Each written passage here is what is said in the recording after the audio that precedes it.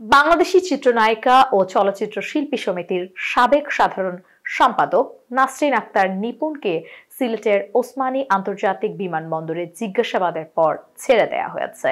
এ নিয়ে দেশ জুড়ে আলোচনার মধ্যে নিপুণ বলেছেন, আমি বনানীর বাসায় আছি, এ খবর ভুয়া, এসব বিষয়ে আমি আর কোনো মন্তব্য করতে চাই না, এগুলো অযথা বিষয়।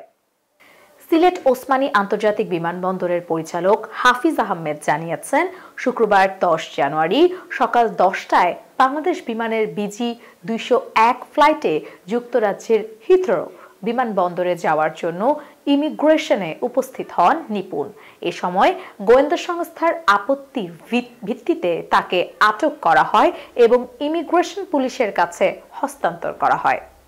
সিলেট মহানগর পুলিশের উপকমিশনার মোহাম্মদ সাইফুল ইসলাম বলেন, তিনি সড়ক পথে সিলেটে এসে যুক্তরাজ্যে যাওয়ার জন্য ফ্লাইট ধরতে চেয়েছিলেন। ইমিগ্রেশনে তাকে আটকে দেওয়ার পর তিনি ওই ফ্লাইটে উঠতে পারেননি। পরে সড়ক পথে ঢাকার উদ্দেশ্যে রওনা হন। সিলেট বিমানবন্দর সূত্র জানিয়েছে, পাসপোর্টে তার নাম নাসরিন আক্তার উল্লেখ ছিল। ইমিগ্রেশনে তিনি মাস্ক ও চশমা পরে উপস্থিত হন। সন্দেহ হলে গোয়েন্দা সংস্থার কর্মকর্তারা তাকে চিত্রনায়িকা নিপুণ কিনা জানতে চান। এ সময়ে তিনি কোনো উত্তর না দেওয়ার পর যাত্রা বাতিল করা হয়।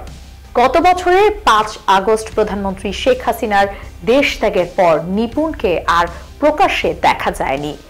বিভিন্ন মহলের গুঞ্জন উঠে গ্রেফতার এড়াতে তিনি দেশ ছেড়েছেন। তবে সিলেট বিমানবন্দরে তার আটকের খবর প্রকাশ্যে আসায় নিশ্চিত হওয়া গেছে তিনি দেশেই ছিলেন। এই ঘটনার পরিপ্রেক্ষিতে তার বিদেশ যাত্রা এবং সাম্প্রতিক কার্যক্রম নিয়ে নতুন করে আলোচনা শুরু হয়েছে।